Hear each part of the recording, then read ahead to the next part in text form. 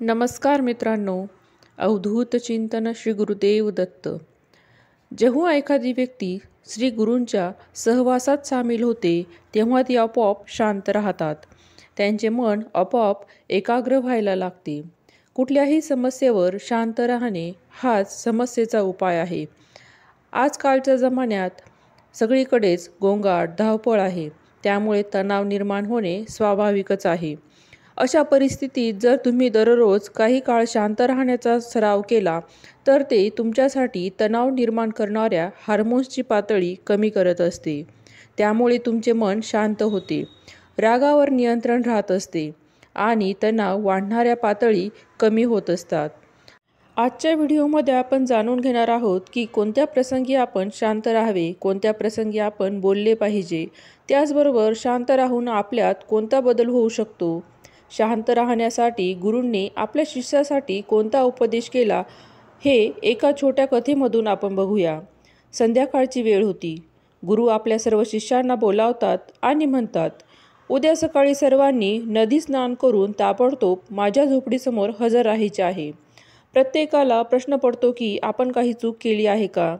पण थोडा वेळ विचार करून गुरु काहीतरी चांगलंच सांगणार असतील असा विचार करून प्रत्येकजण रात्री योग्य वेळी झोपी जात असतो आणि सकाळी उठल्यानंतर नदीत स्नान करून गुरुजींकडे परत येतात.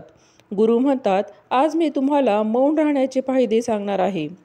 गुरु म्हणतात, 10 प्रसंग आहे जेथे मौन राहणं अतिशय फायदेशीर आहे आणि बोलणे हानिकारक आहे. गुरु म्हणतात की या 10 प्रसंगी तुम्ही शांत झालात म्हणजे शांत राहिलात तर तुम्हाला हवे ते मिळेल. तुमच्या आयुष्यात चमत्कारिक बदल सुरू होतील. जास्त बोलणे किंवा गप्प राहणे ही गोष्ट चांगली नाही. अति पाऊस किंवा सूर्यप्रकाश दोन्हीही समस्या निर्माण करत असतात. तसंच विनाकारण बोलण्यानेही खूप नुकसान होत असतं. पुढे गुरु म्हणतात की पहिला प्रसंग आहे जिथे माणसाने मौन बाळगायचे आहे, तथ्याशिवाय बोलायचे नाही. गुरु म्हणतात की जर तुमच्या बोलण्यात काही अर्थच नसेल तर गप्प राहिलेले बरे. शांत राहिल्यामुळे मेंदूमध्ये नवीन पेशी तयार होत असतात आणि यामुळे ज्ञान वाढते.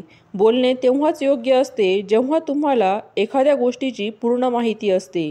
तुम्ही काहीही तथ्य नसताना किंवा कोणतेही कारण नसताना बोललात तर तेथे तुमची खिल्ली उडवली जाऊ शकते. तुमच्याकडे पुरेशी माहिती नसेल तर अशा ठिकाणी बोलण्याने तुमची चेष्टा तर होईलच, पण लोकांचा तुमच्यावरील विश्वास उडेल.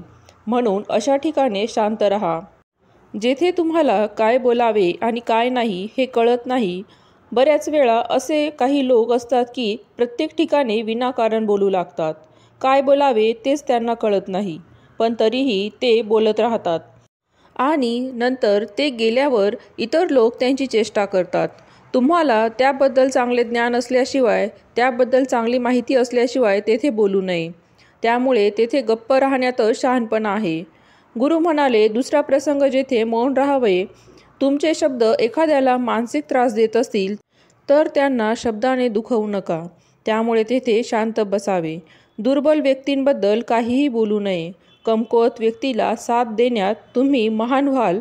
अनेक वेळा असे घडते की काही लोक आपल्यापेक्षा लहान असलेल्या व्यक्तींबद्दल वाईट बोलत राहतात. समोरची व्यक्ती तुमच्यापेक्षा खालच्या पदावर आहे तर तो काहीही बोलणार नाही. असंही शक्य आहे की उद्या तो देखील तुमच्यापेक्षा उच्च पदावर जाईल. जेव्हा तो तुमच्यापेक्षा वरच्या पदावर जाईल तेव्हा तो नक्कीच त्याची परतफेड करत राहील. एखाद्याचा अपमान करून तुम्ही महान होऊ शकत नाही.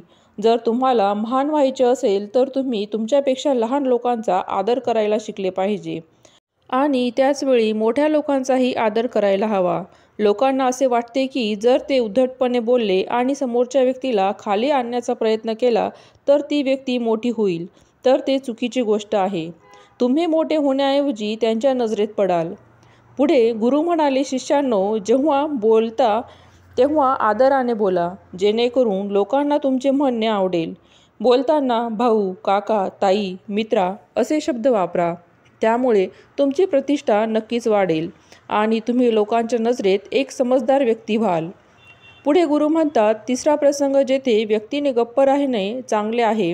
जेव्हा तुमच्या जवळची किंवा तुमची खास व्यक्ती तुमच्यावर रागावते किंवा तुमचा अपमान करते, तुम्ही गप्प राहावे. जेणेकरून समोरच्या व्यक्तीचा राग पूर्णपणे निघून जाईल. जर तुम्ही बरोबर असाल तर त्याची माफी अजिबात मागू नका आणि गप्प राहा आणि योग्य वेळेची वाट पहा. ती स्वतःची चूक कळेल तेव्हा तीच व्यक्ती तुमची माफी मागेल. नातेवाईक तुमच्यावर रागवत असेल आणि अशा वेळी जर तुम्ही गप्प असाल तर ते आदराचे लक्षण आहे. यावेळी कोणीही लहान किंवा मोठा नाही. जर तुम्हाला राग येत असेल तर तुम्ही कोणाचाही अनादर न करता तिथून निघून जाऊ शकतात. अशा वेळी गप्प राहणे अतिशय चांगले असते. राग व्यक्त केल्याने नेहमी तुमचे नाते बिघडते. नेहमी रागवल्याने राग करणाऱ्या व्यक्तीचेच नुकसान होत असते. पुढे गुरु सांगतात की एकदा एक साप जंगलातून पळून एका राजाच्या घरी पोहोचला. लोक त्याला पकडण्याचा खूप प्रयत्न करतात. तेव्हा तो साप खूप संतापतो आणि स्वतः घरात पडलेल्या एका तलवारीला गुंडाळण्यास सुरुवात करतो. त्यामुळे हळूहळू त्याचे संपूर्ण शरीर कापले जाते. त्याचप्रमाणे आपला रागही तलवारीप्रमाणे आपल्या शरीराला कापतो. रागाच्या शेवटी ध्यानात येतं की जर तुम्ही शांत राहिला असतात तर अतिउत्तम झालं असतं.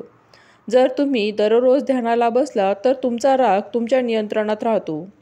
गुरुदेव पुढे म्हणतात की हाच मार्ग आहे. तू दररोज ध्यानाचा सराव कर.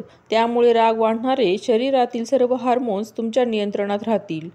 गुरुदेव म्हणतात की एक असाही मार्ग आहे, जेव्हाही तुम्हाला राग येतो तेव्हा तुम्ही समजून घेण्याचा प्रयत्न करता की माझा हा राग योग्य आहे की नाही, तेथे बोलायचे आहे की नाही. जेव्हा तुम्ही स्वतःचे आकलन करू शकाल मग तुम्हालाच कळेल की आपल्याला राग यायला हवा की नाही. तरीही तुम्हाला राग येत असेल तर तिथून दूर जाण्याचा प्रयत्न करा. तिथून निघून जा. तुमचे मन शांत होईल. गुरुदेव म्हणाले, चौथा प्रसंग, जेथे माणसाने अत्यंत हुशारीने वागले पाहिजे तेथे तुम्ही गप्प बसले पाहिजे. जेथे तुमचा त्या मुद्द्याशी संबंध नाही, जर तुमचा कोणत्याही समस्यांशी संबंध नसेल तर तिथे तुम्ही गप्प बसणे आवश्यक आहे. तुम्ही विनाकारण दुसऱ्याच्या मुद्द्यावर बोलतात तर समोरच्याचा तुमच्यावर विश्वास राहणार नाही. त्यात फक्त आणि फक्त तुमचेच नुकसान आहे. दोन लोकांच्या वादात कधीही अडकू नका. जर समोरची व्यक्ती तुम्हाला वाद मिटवण्यासाठी बोलवत असेल तरच तेथे जा. जो व्यक्ती तुम्हाला बोलवत नाही तोपर्यंत एखाद्याच्या वैयक्तिक आयुष्यात किंवा वादात हस्तक्षेप करू नका. गुरुदेव सांगतात की 10 प्रसंगांपैकी 5वा प्रसंग, जेथे माणसाने अत्यंत हुशार होऊन वागले पाहिजे. तुमच्या बोलण्याने कोणाचेही नुकसान होऊ नये. जर तुमचे शब्द इतर व्यक्तींच्या, कुटुंबाच्या किंवा मित्रांच्या प्रतिष्ठेवर काही परिणाम करत असतील तर तेथे तुम्ही शांत राहावे. एखाद्याच्या कुटुंबाबद्दल किंवा मित्राबद्दल वाईट बोलण्याने तुम्हीच वाईट व्हाल. जे सहज नष्ट होऊ शकते ते शब्दाने मोठे करू नका. शक्य झाल्यास मोठ्याने बोलणे टाळावे. जर तुम्ही ओरडल्याशिवाय काहीही बोलू शकत नसाल तर तुमच्यासाठी गप्प राहण्याचं हिताचं आहे. जास्त बोलण्याने नेहमीच गोष्टी बिघडतात. कधीकधी खूप मोठ्याने बोलण्यामुळे नाती तुटतात. त्यामुळे आवाजात गोडवा आणा. तुमच्या शब्दांनी तुमच्याच मित्राचे नुकसान होऊ नये. कधीकधी आपण मित्रासोबत चेष्टा करतो तेव्हा आपल्या बोलण्याने कोणाचाही अनादर होणार नाही याची काळजी घ्या. विनोद नेहमी शब्दांचा अर्थ मध्ये ठेवा. जेथे कोणी शब्दांनी दुखावले जाते तेथे गप्प बसा. जास्त बोलण्याने नेहमीच नुकसान होत असते. एखाद्याच्या बोलण्याने दुसऱ्याच्या प्रतिष्ठेला धक्का पोहोचू नये. गुरु सांगतात 6वा प्रसंग, जेथे मौन राहावे. जेव्हा कोणी कोणाचे वाईट करत असेल, जेव्हा एखादी व्यक्ती तुमच्यासमोर तिसऱ्या व्यक्तीबद्दल वाईट बोलत असेल तेव्हा तुम्ही तेथे गप्प बसून फक्त ऐकून घ्या. आपले मत व्यक्त करू नका. कारण जो आज तुमच्यासमोर तिसऱ्या व्यक्तींबद्दल वाईट बोलतो तो व्यक्ती तुमच्याबद्दल सुद्धा वाईट बोलू शकतो. तुम्ही काही बोललात तर नीतिशास्त्रानुसार जो माणूस तोंड बंद ठेवतो आणि हुशारीने काम करतो तो शहाणा असतो. विनाकारण बोलणे, कुणाबद्दल बोलणे चुकीचे आहे. कधीकधी अशा ठिकाणी तोंड न उघडण्यातच शहाणपणा असतो. गुरुदेव पुढे सांगतात की 10 प्रसंगांपैकी 7वा प्रसंग असा आहे, जेथे माणसाने मौन बाळगावे. जेव्हा कोणी तुमच्या भावना समजून घेत नाही, जर तुम्हाला वाटत असेल की तुमच्या भावना, दुःख, त्रास या शब्दात समजत नाही किंवा समोरचा व्यक्ती याकडे लक्ष देत नाही, दुर्लक्ष करतो आहे, तर अशा वेळी त्या व्यक्तींसमोर गप्प बसावे.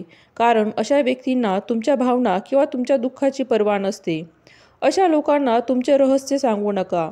यामुळे तुम्हाला नंतर पश्चातापच होत असतो. त्यामुळे अशा व्यक्तींना तुमच्या मनात काय आहे ते सांगू नये. जर तुम्हाला वाटत असेल की समोरची व्यक्ती तुम्ही काय बोलत आहात ते समजू शकत नाही, तर तुमच्या भावना समजू शकत नाही, त्यामुळे तेथे बोलू नये. कारण अशा वेळी तुमचा विनोदच बनेल. जेव्हा तुम्हाला वाटू लागते की समोरचा व्यक्ती तुमच्या भावना योग्य प्रकारे समजून घेत आहे, तरच तुम्ही त्याला तुमच्या मनातले सांगावे. गुरुदेव पुढे म्हणतात की पुढचा असा प्रसंग आहे जेथे मौन ठेवावे. जेव्हा एखादा व्यक्ती आपले दुःख व्यक्त करते, जर एखादी व्यक्ती तुम्हाला त्याचे दुःख किंवा समस्या सांगत असेल, तर त्याचा अर्थ असा होतो की तुम्हाला स्वतःचा समजत असतो. अशा परिस्थितीत त्याला ताबडतोब उपाय सांगण्याऐवजी शांत आणि त्याच्या वेदना किंवा समस्या पहिले ऐकून घ्या. त्याची दुःख किंवा समस्या इतर कोणालाही सांगू नका. आपल्याला कोणीही दुःख किंवा समस्या सांगितल्या तर त्या आपण कधीही तिसऱ्या व्यक्तीला सांगू नये. त्या व्यक्तीचे दुःख कमी व्हावे, वेदना कमी व्हाव्यात यासाठी त्या व्यक्तीने आपल्याला त्याच्या समस्या सांगितलेल्या असतात. तो कदाचित तुम्हाला त्याचे दुःख, समस्या सांगत असेल कारण त्याला वाटते की तुम्ही त्याला समजून घ्याल. म्हणूनच जेव्हा कोणी आपल्यासमोर त्याचे दुःख सांगेल तेव्हा शांत राहून त्याचे दुःख ऐकून घ्या. त्यानंतर त्याचा त्रास कमी होतो, मनावरचं ओझं कमी होत असतं. गुरुदेव म्हणतात की 9वा प्रसंग असा आहे जेथे तुम्ही शांत राहावे. दुष्ट स्वभावाचे लोक असतात, शिव्या देत असतात. अशा ठिकाणी तुम्ही जाऊ नका. अशा ठिकाणी शांत राहा. म्हणजेच तुम्ही तुमची प्रतिक्रिया न देता तिथून निघून जा. कारण जेथे दुष्ट स्वभावाचे लोक असतात तेथे तुमचे बोलणे ऐकून घेतले जात नाही. अशा ठिकाणी बोलू नये. 10वा प्रसंग आहे जेथे शांत राहावे. तुमच्या यशाचे रहस्य कधीही कोणाला सांगू नका. बऱ्याचदा असे होते की आपण लवकर यश मिळाल्याने सर्वांना यशाची बढाई मारून सांगू लागतो. अशा स्थितीत काय होतं की तुमच्या यशाचे अनेकांना आनंद होत नाही. जर तुम्ही तुमच्या यशाबद्दल जबरदस्तीने लोकांसमोर बढाई मारत असाल तर लोकांची नकारात्मक ऊर्जा तुमच्यावर परिणाम करू शकते. जेव्हा तुम्ही यशस्वी व्हाल तेव्हा सर्वांना कळेलच तुम्ही यशस्वी झाला आहात. बढाई मारल्याने तुमचेच नुकसान होईल. एवढे बोलून गुरुदेव पुढे म्हणतात की शिष्यानो, जर तुम्ही सर्वांनी माझ्या या 10 गोष्टी तुमच्या आयुष्यात अंगीकारल्या तर तुम्ही सर्व या समस्यांपासून बऱ्याच अंशी वाचाल. इथून निघून गेल्यानंतर माझे हे शब्द तुमच्या आयुष्यात आशीर्वादाप्रमाणे काम करतील. आशा आहे व्हिडिओमधील माहिती तुम्हाला आवडली असेल तर लाईक करा, शेअर करा, सबस्क्राईब करा. धन्यवाद.